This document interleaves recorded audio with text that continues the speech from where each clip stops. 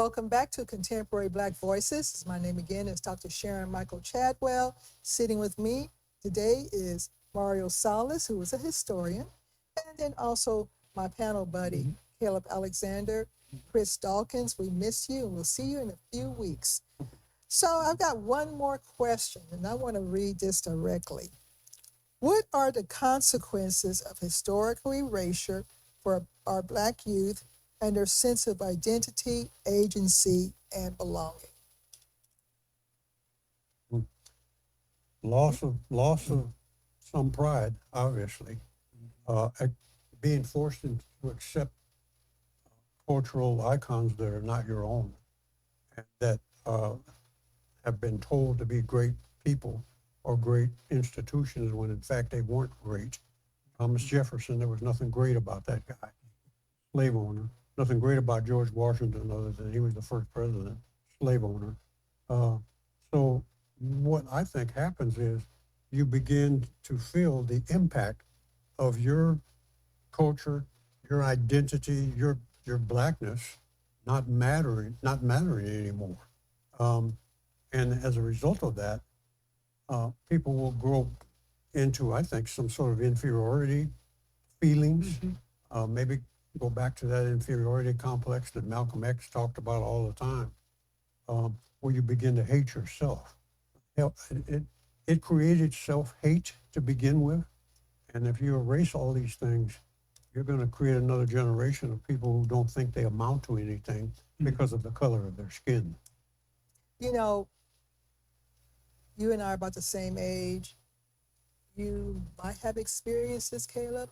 I can remember being the only Black child in a student in a class. And I used to hate that lesson that dealt with Black history. First of all, you saw the ship with the bodies tight like this. That was that picture. And of course, everything in there was super Black. And the other students in the class would look at you like, what's going on here? What's going on here, right? Then it skipped over to selected discussions. And then we got to Frederick Douglass. We got to maybe Booker T. Washington. And then the history stopped. And so, cut short. And I remember that I always felt really, really strange during that lesson. Now, what sustained me is the fact that I had some parents who were 10 toes deep into Black history. So they helped correct that imaging, what it meant, and then gave me a better sense of grounding. But our kids are going to these schools to where, and I've got, you've got superintendents of some school districts who have anti-Black biases, especially within the curriculum. So I feel it's going to be very, very important, parents, that you are going to have to take this boat by the at the helm and drive that Black history into your kids at home or whatever collective group you have.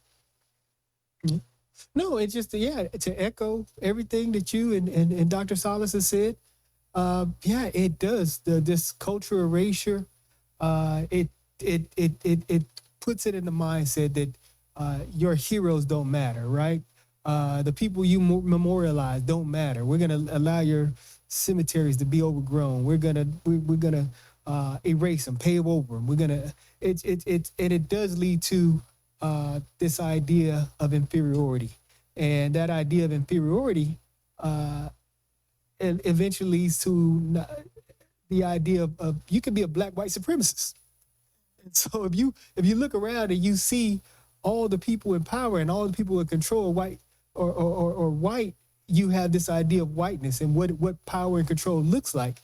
And a lot of those people who are in power and control do practice anti-Blackness. It's one of the Tim Scott. Job requirements. Tim Scott, Wesley Hunt, Tim Scott, Clarence Thomas. And a lot of times if you have this opinion of yourself, right? If I don't love myself, and you look like me, I'm not going to love you either. So what does that mean when it comes to black on black violence, right? So if I'm not shit, and I think you ain't, I'm going to think you ain't shit either. So it's going to be easy for me to pick up a gun and harm you. But I mean, there's so many repercussions about that, right? About if we don't tell our stories, if our kids don't understand our stories, our resilience, you know what I mean? And we are probably the most resilient people to survive the Atlantic Passage, to survive the horrors of slavery. And slavery was bad, in case anyone is doubting that. But to survive that, to survive the rape, the brutality, the maiming, the Jim Crow, just the sheer oppression and brutality, the number and the volume of people the untold number of people who were lynched in the American South. Men, women, and children. To survive all that. So that story has to be told. You have to understand about black inventors. You know what I mean? You have to understand about the black doctors. I'm a firm believer in seeing is believing. If you know that pave has been paved, that path has been paved already, it makes it easier for you. It makes it easier for the next generation. Well, you know, one of the things that my mother's family is from the Gullah Islands.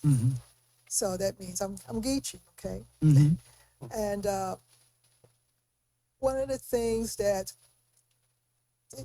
keeps pulling me back to finding out more and more about that group of people was, how did they survive? You know, tell me about this blue, and tell me about this. Help me understand this. Help me understand that. How did rice come here? And so, and I want to give a special shout out to our black farmers, because our people, our ancestors, they not paved the ground, but they kept the ground going. They were growing those products, right? So we need to really support our black farmers, as it was because of that background that we have, that they are here today, and we need to really support them in homage of our ancestors who were forced to toil those lands. You know, so there's a lot going on in this Black history. So if they want to tear down, blow up the Smithsonian, fine, but it's up to us to keep that information in our heads. Get as many books as we can get our hands on. Christmas gifts, instead of buying Xboxes, you know, we start giving our kids, our grandkids, our nieces, our nephews books in their age group for Black history. And kids are gonna come after you. And then, you know, having a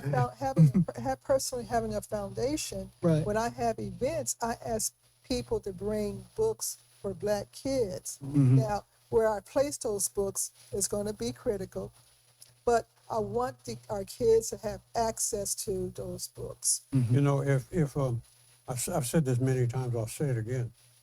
If we had, because I like Caleb's point about the permanence of white supremacy, if we had executed every slave owner, every one of them, we might have set the stage to end white supremacy. But no, we let them off the hook. We let them create slavery by another name. We let them establish Jim Crow law. We withdrew the federal troops from the South so they could then take everything back over again. In my opinion, every one of those slave owners should have been hung by the neck until dead. So yeah, and my thoughts too, I guess my closing thoughts would be, you know, again, just we have to tell our own stories and elevate our own histories. That is absolutely critical that we do that. Our kids have to know about their history, the resilience of their people, everything that we've accomplished, everything that we've overcome. And that's the way we get it done going forward. You know, and I guess that's kind of my closing thought. Oh, and the other thing though, it's almost impossible to erase Black history. You can't erase Black history without erasing American history, because we built everything. This is a country that was built by conquest, stealing Native American lands. The Chinese built the railroads out west, and Black folks built everything else. So from clearing the swamps to building the buildings, they had 200 years of free labor. over 200 years of free labor. This country would not be where it's at without 200 years of free Black labor. We are the reason this country is a superpower today. And so we need to understand that and teach that, and our kids need to learn that and understand that. That's right. Okay. Everything, and that's a great point. Again, everything. Somebody once told me they were in the room with the mayor, past mayor, and there was a guy from another town came in, Black guy came in. He said, "Man, San Antonio's a beautiful place." And a friend of mine said, "Oh, brother, everything you see around you is built as a result of racism. Everything." And he didn't know what to say. He was just totally caught off guard. So, Well, with that being said, this is Contemporary Black Voices.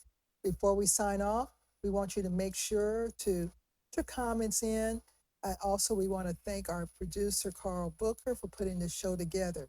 So again, this is Contemporary Black Voices. Also subscribe to Black Video Networks. And with that being said, again, this is Contemporary Black Voices, where we're telling our stories our way.